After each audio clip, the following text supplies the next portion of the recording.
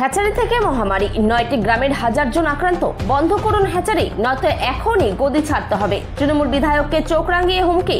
মৃত্যুর সঙ্গে লড়াই করে চলা সংকটজনক শিশুর গর্ভধারিণীর। রাজগঞ্জে জোড়া রোগের থাবা, হাসপাতালে বিধায়ককে ঘেরাও করে পদত্যাগের দাবি। হেপাটাইটিস ও লেপ্টোস্পাইরোসিসের সংক্রমণে বিপর্যস্ত রাজগঞ্জ ব্লকের সন্ন্যাসীকাটা গ্রাম পঞ্চায়েতের চেকরমারি ও আশপাশের গ্রাম। আক্রান্তের সংখ্যা ইতিমধ্যে 150 ছাড়িয়েছে। মৃতের সংখ্যা 1 বলে অভিযোগ স্থানীয়দের। সোমবার বিকেলে আক্রান্তদের খোঁজ নিতে রাজগঞ্জ গ্রামীণ হাসপাতালে পৌঁছান রাজগঞ্জের তৃণমূল বিধায়ক খগেশ্বর রায়, কিন্তু তাকে দেখেই ক্ষোভে ফেটে পড়েন রোগীদের আত্মীয় স্বজন। হাসপাতালের ওয়ার্ডের মধ্যেই তাকে ঘেরাও করে তীব্র প্রতিবাদ জানানো হয়, এমনকি পদত্যাগের দাবিও ওঠে। স্থানীয় বাসিন্দাদের অভিযোগ, চেকরমারি গ্রামে একটি মুরগির হ্যাচারি থেকে ছড়াচ্ছে মাছির উপদ্রব, আর সেখান থেকেই এই রোগের সংক্রমণ হতে পারে বলে আশঙ্কা। এর আগেও এই হ্যাচারির বিরুদ্ধে অভিযোগ উঠেছিল, মাছির অত্যাচারে অতিষ্ঠ হয়েছিল গ্রামবাসী, কিন্তু প্রশাসনের তরফে কার্যকর কোনো পদক্ষেপ নেওয়া হয়নি বলে ক্ষোভ। এদিকে আজ থেকেই আক্রান্ত এলাকায় বসানো হয়েছে বিশেষ মেডিকেল ক্যাম্প। চলছে আক্রান্তদের রক্ত পরীক্ষা। শুধু রাজগঞ্জ গ্রামীণ হাসপাতাল নয়, বেশ কিছু রোগী ভর্তি আছেন উত্তরবঙ্গ মেডিকেল কলেজ ও হাসপাতাল এবং একাধিক বেসরকারি হাসপাতালেও। পাশাপাশি প্রাণী সম্পদ দপ্তরের কর্মীরা এসে ওই এলাকার বজ্র ও জল নমুনা সংগ্রহ করেছে পরীক্ষার জন্য। গ্রামবাসীদের দাবি, বারংবার অভিযোগ জানিয়েও কোনো ব্যবস্থা নেওয়া হয়নি। তারা দ্রুত ওই হ্যাচারি বন্ধ করার দাবি তুলেছেন। সেই জায়গায় অন্য কোনো কোম্পানি বা প্রকল্প চালুর দাবিও জানিয়েছেন তারা। হুঁশিয়ারি দিয়ে বলেন, প্রশাসন কথা না শুনলে আইন নিজের হাতে তুলে নিতে বাধ্য হব। এখানে 1200 লোক আছে। 1200 লোকের মধ্যে মনে করেন যে 1000 লোকেরই এরকম এই জন্ডিস, জ্বর, মাথা ব্যথা, সর্দি, বমি এবং ভাত খাইতে পারতেছে না, উল্টি করে ফেলতেছে, আর প্রচন্ড গন্ধ আসতেছে মুরগি ফার্ম থেকে। আর এই গন্ধের জন্য কেউ খাইতে পারতেছে না। মাছি তো বড় বড় মাছি। এই একমাত্র দুর্গন্ধ থেকে হচ্ছে। আর জন্ডিস যা মাছি, সেই মাছি অত্যাচারে মানে ফলের মধ্যে এমন ভাবে বসে থাকে পুরো হয়ে যায়, সেই জল খেতে আমাদের ঘৃণা হয়, আতঙ্কে থাকতে পারি। সেটা থেকে আমাদের জন্ডিস সূত্রপাত।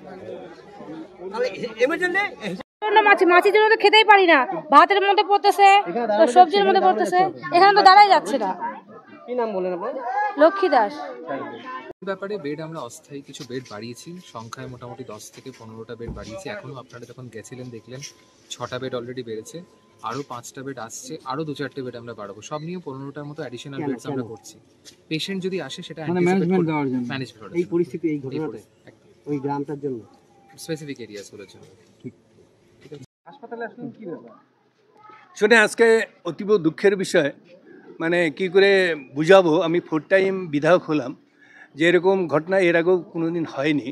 আমার রাজগঞ্জ বিধানসভার অন্তর্গত সন্ন্যাসীকাটা অঞ্চল চাকরমারিতে 3 দিন ধরে ওখানে একটা হ্যাচারি আছে, ওখানে পাবে। 3 দিন ধরে বিভিন্ন রকম সর্দি, জ্বর, হেপাটাইটিস না কি যেন নতুন নতুন রোগ, পুরাতন জন্ডি, বিভিন্ন রকম জ্বর হচ্ছে। এবং সেখানে আমি চাকরমারিতে আমি গিয়েছি, বিভিন্ন পাবলিকের সঙ্গে কথা বলেছি, ওখানে জনপ্রতিনিধি, ওখানে প্রধান পঞ্চায়েত যারা আছে প্রত্যেকের সঙ্গে কথা বলেছি। প্রত্যেকের একই ডিমান্ড যে ওটা হ্যাচারিটার জন্য হচ্ছে। আমি হ্যাচারিটার জন্য হচ্ছে কি হচ্ছে, আমি তো ডাক্তার না। অলরেডি ওখানে পশু চিকিৎসকরা গেছে, বিভিন্ন দপ্তরেরা গেছে ওখানটায় ডাক্তার, তারাই অলরেডি নমুনা সংগ্রহ করছে যে কিসের থেকে এই রোগটা হচ্ছে। তারা নিশ্চয়ই বলবে অবশ্যই, এবং কাল পরশুর মধ্যে আমরা রিপোর্টটা পাবো। সেখানেই আমি জানতে পারলাম সেখানে জানি যে বিভিন্ন জায়গায় বিভিন্ন পেশেন্টরা ভর্তি আছে। যেমন আমি ওখানেই শুনলাম যে মগাডিঙ্গি হসপিটালে, যেহেতু আমার এটা ব্লক, এখানটা 17 জনের মধ্যে ভর্তি আছে।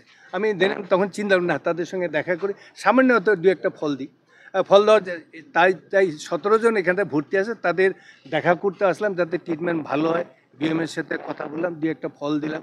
এবং যেটা শুনলাম মেডিকেলে ভর্তি আছে, মেডিকেল অলরেডি আমাদের গৌতম দেব চেয়ারম্যান, গৌতম দেব বাইরে আছে, ওর পিএ যে আছে অরিন্দমকে বললাম যে ওখানে যারা পেশেন্ট আছে ভালো করে যাতে ট্রিটমেন্ট হয়। আরও বিভিন্ন নার্সিংহোমে যারা আছে তাদের সঙ্গে আমি যোগাযোগ করেছি যাতে ট্রিটমেন্টটা ভালো হয়। এবং আমাদের নিশ্চয়ই আপনারা জানেন, বর্তমানে আমাদের মুখ্যমন্ত্রী মমতা মানে যে কোনো ব্যাপারে যাতে কেউ যাতে অসুস্থ হয়ে না থাকে, তাড়াতাড়ি সুস্থ হয় তার কিন্তু ব্যবস্থা অলরেডি করেছে। এবং সিএমও সাহেবও বলছে, এবং আমি অবাক হয়েছি, পরশুদিন থেকে বিএমএস সাহেব ওখানে কন্টিনিউ করেছে। পরশুদিনও ছিল, গতকালও ছিল, আজকে আমার সঙ্গে আসে।